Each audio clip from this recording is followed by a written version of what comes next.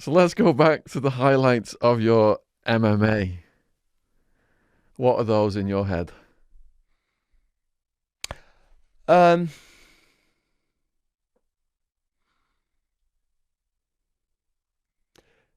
there's 4 fights.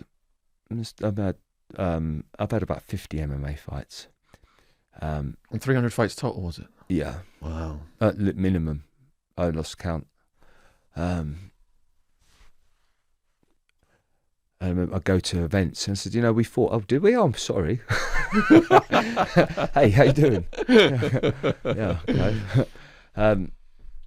That was my drug. And I almost had a DMT experience once when I won a European title. I came out of my body. I was floating above the ring, looking down. I was doing a lot of hard qigong then, and I stopped doing hard qigong and started taking steroids. What had led to you coming out of your body?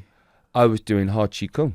Yeah. For about 6 months, 2 hours in the morning, 2 hours. I was like a monk, proper. Yeah. Like, this is what I'm saying. You can become, when you start to almost astral travel, and that was scary. It was kind of weird. I was like, this is weird. Out of my body, looking down at my body, fighting. I felt great, but and then I decided this was too much hard work. So that's when I started experimenting with drugs myself. I was only 18, and I thought, okay, I've done all that stuff, and let's try the fast route.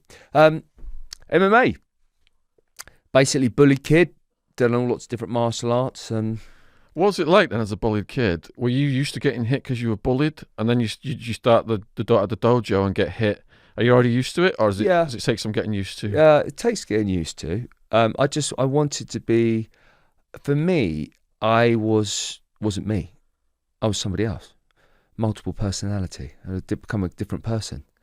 When I put my cape on, I'm Batman. I'm Edward Woodward. I keep going. I want to go and be this superhero who can save the day. And you've got a mission. And I'm scared shitless of everything. But when I put this cloak on, and yeah, just loved it for ages. It was like being a performer, and I'm an actor. Yeah. I'm an entertainer, and it wasn't a real fight. Although I could actually die, it's unlikely. And I ended up in hospital many times, and I had all sorts of things smashed, broken. Worst injuries? I think the worst one. I think it's.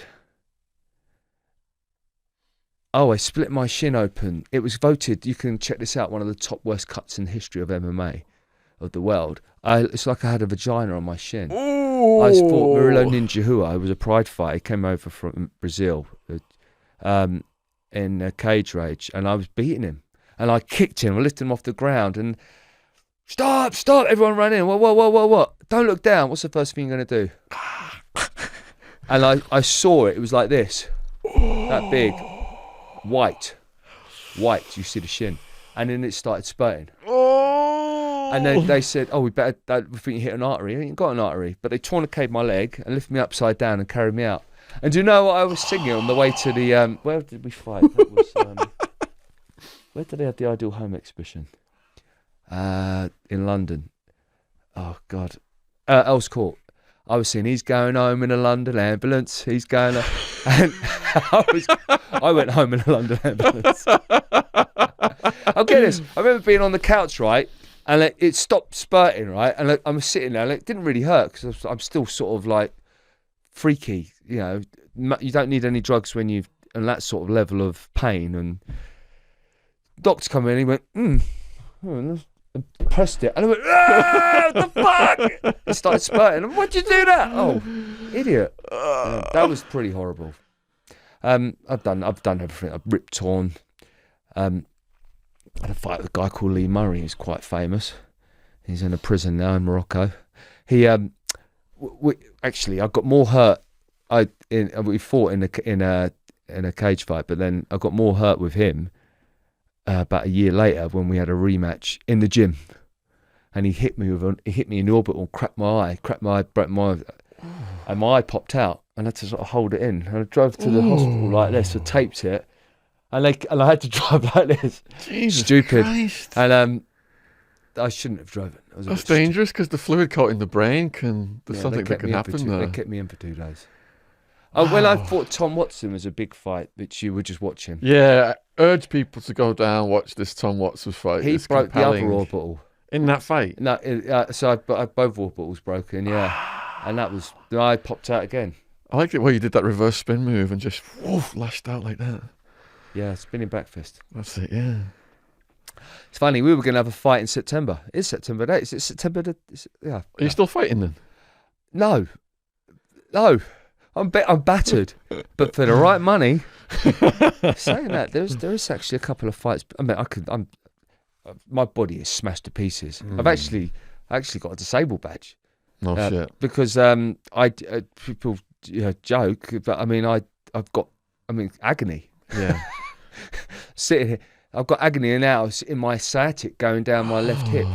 So is the yoga and the Tai Chi helping that? 1,000,000%. That's why I do it. I mean, I plan on getting fitter and healthier. Cool. But I need to be fit because I don't want a decrepit old individual. It's a action. Well, when I felt you up earlier, you seemed quite fit. You felt me up in the back muscles. What's wrong with you? Yeah, I have to say, come here. This is what you did. You did this hug, and it was like this. I was like, what are you doing? What's this? This is the greeting. The Shaun Attwood greeting. This is how he greets you guys. We can get closer at the end. Yeah. So you do you party? Do you party? Because you don't drink. What's your definition of party? Well, party used to be sex, drugs and rock and roll. You don't do the drugs. Love the music. Do you do the rock and roll? Love the sex. But no drugs. Don't do the substances. What do you do? You've got any vice?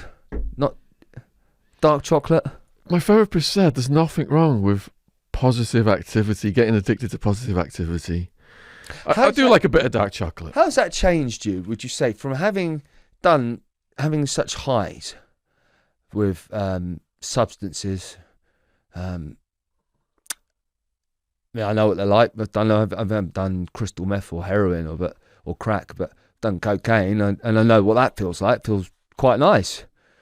But so, after you've done that, all right. So there's all kinds of ways of getting highs. Doing a lineup against a bunch of karate black belts is going to send your adrenaline off the scale. When I first started out public speaking, get in front of a big audience, that sends your adrenaline up. Even when I first started out podcasting, I can see looking back, my adrenaline's way up on those early podcasts. Yeah. So when you've got, are you nervous? Are you being a good talker? In the early podcasts, I was really nervous. I'm thinking all along, what am I going to ask next? Is something going to go wrong?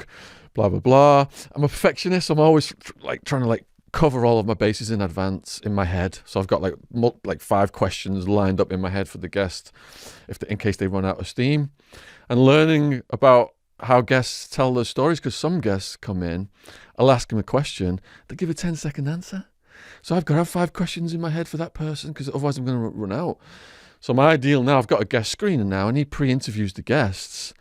And he sends me a video he's done with them showing that they could tell a story, and people who give 10-second answers, we don't have them on anymore. So let me tell you about why I'm on here. Well, why am I on here? Why have you got me on here? I've got you on here because you're just an absolute charismatic, quirky, compelling to watch, high sex appeal. And I think you're just going to really resonate with the viewers. Good job, Purple Aki's not in the room. A gentleman who I am metaphorically getting into bed with, called, you tell me who it is. Who's the gentleman who I'm going to mention now, who put us in contact? Oh, Jamie. Jamie. Yeah, we work very closely with Jamie Boyle. He's a brilliant true crime author, and he has hooked up a lot of guests. I'm very intrigued. Shout out to Jamie. Me and Jamie, we're looking at doing some books together, and I'm still not entirely sure. I like him. I think he's a great guy. He's done some bestsellers, and but he approached me, Jamie Boyle, and he actually asked me a lot of questions. Is he your guy? So Jamie Boyle is going to be doing my right-hand guy, my best friend from childhood, Wildman's book. So I couldn't give it a bigger seal of approval than that. Sounds great. Yeah. So Jamie Boyle, we're looking at doing several books. Okay. Do you know what? He said, why don't we do a book about mental health? I said, I'm not qualified to do that. But then I think, hold on a second, I help people. I'm not saying this with ego, big head, although I have got an ego and a big head. I get asked every week for advice on situations with sexuality, with problems with the law. Listen, I haven't even talked about it. I've formed my own foundation, the Bob Reid Foundation. We'll go there in a second. And I've got a wealth of experience from all of the pain and suffering. And I've had to study psychological... well, you keep quoting Nietzsche. I mean, I've studied all sorts of different people, and I don't know all the names. I'm not academic on it, but I've got the experience. I'm like, so I have got the experience on how to help people. I teach kids how to get back up on their feet. I run programs, anti-bullying programs, when life hits you hard. You know, the real stuff that you need to learn in life. So hang on. I could do a book about mental health. Talk firsthand from all of my experiences. So that's one book. And I thought... People want to read personal experiences. They don't want to be preached at. You've been there and done it. That's what I'm fascinated about. Like when you have those life-changing moments, you think, like I was up on that... I shouldn't have told you that. But Allegedly. Yeah, allegedly. I was and I was meeting some very scary people, and I thought I could have been shot and that would be the end of my life. There's a few stories like that. Yeah, be careful what I say. Yeah, Breaking Bad kind of stuff. Because you've got this message to young people, that overrides all this nonsense from the trolls. And it's focusing on those qualities and showing that to the world that inspires the young people to do the right thing. 1,000,000%. Don't get in the drugs. Don't get gangsteritis. Join a dojo if that's your thing, or find something else positive to channel your energy into. You know, with the drugs, right? Who are the biggest drug dealers on the planet? The cartels, the CIA, the intelligence agencies. Really? Yeah.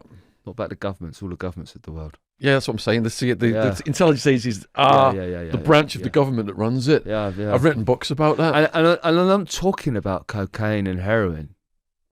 I'm not talking about all the other drugs. All the pharmaceutical, having studied. I'm not going to go into it because we'd be all down. I'm not want to get into David. The Bush crime family was bringing all the coke in through the CIA, from Maine to Arkansas.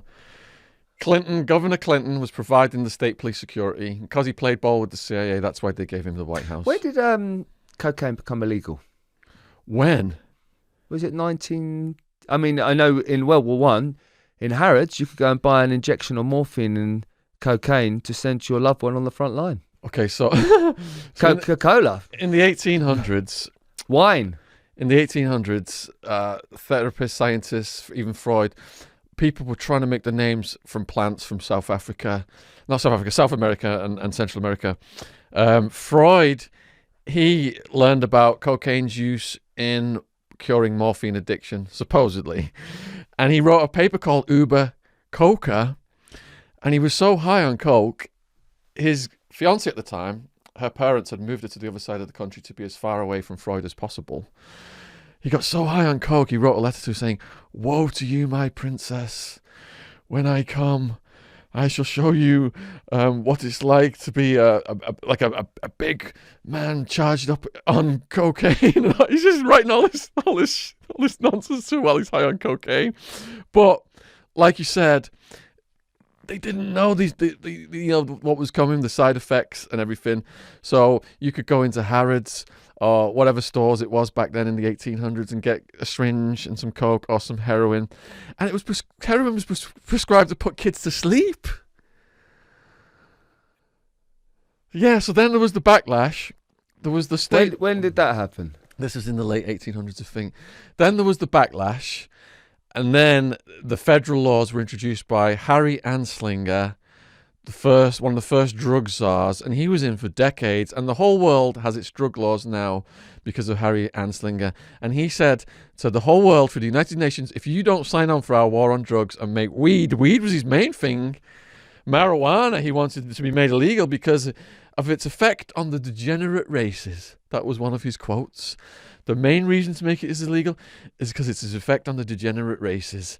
He was big time racist, and we have this insane drug war to this day because of this insane racist who was put in by Mellon, the Undersecretary of the US federal government's Treasury, who had investments in petrochemicals, fledgling pharmaceuticals, also put in by William Randolph Hearst, who had investments in paper and did the newspapers, and wiped out Henry Ford, who had a motor car made entirely on hemp fiber and biofuel, and said, why are you taking the petrochemicals of the earth, which is irreplaceable, when hemp, you can just grow it, grows anywhere, and replace it.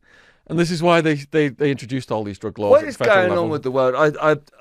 I've watched the Zeitgeist film again. Yes, I've watched them a few times.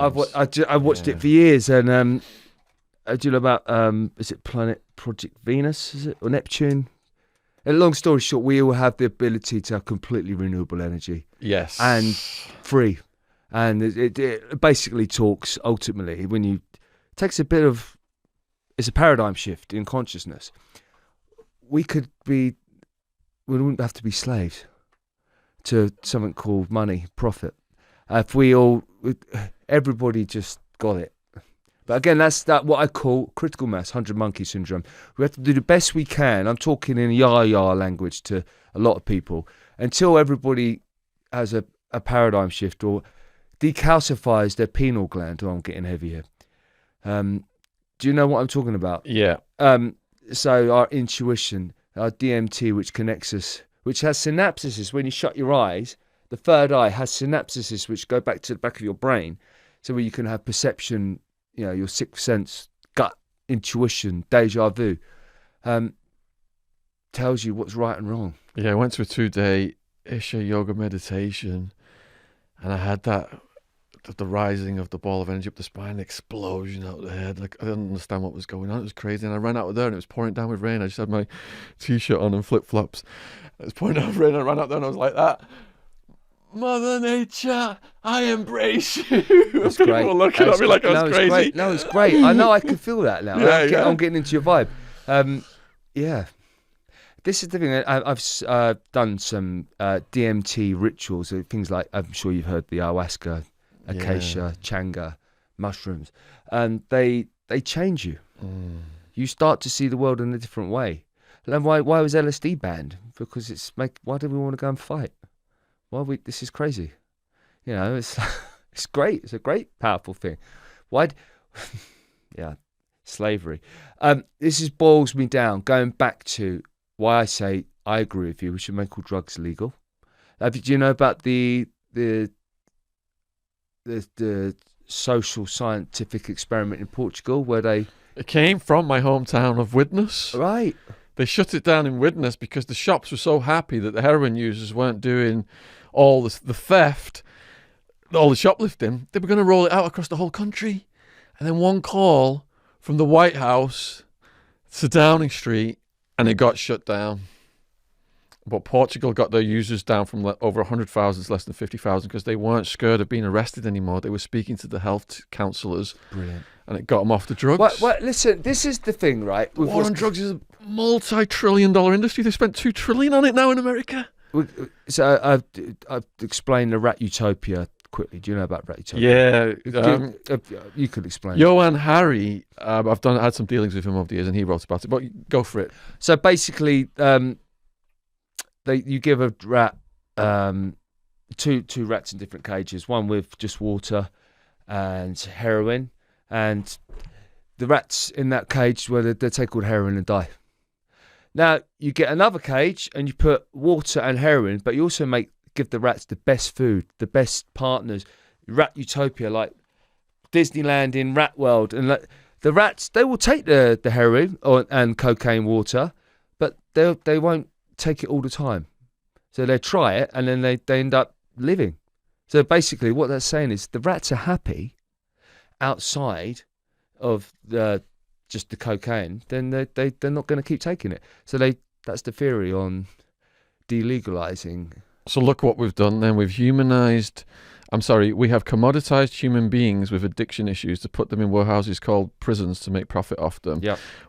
They're locked down primarily. The drug they're taking was heroin. So all we've done is re-traumatize them and kept them away from the park. And it's really sad. But it's that, like I said, is a massive industry.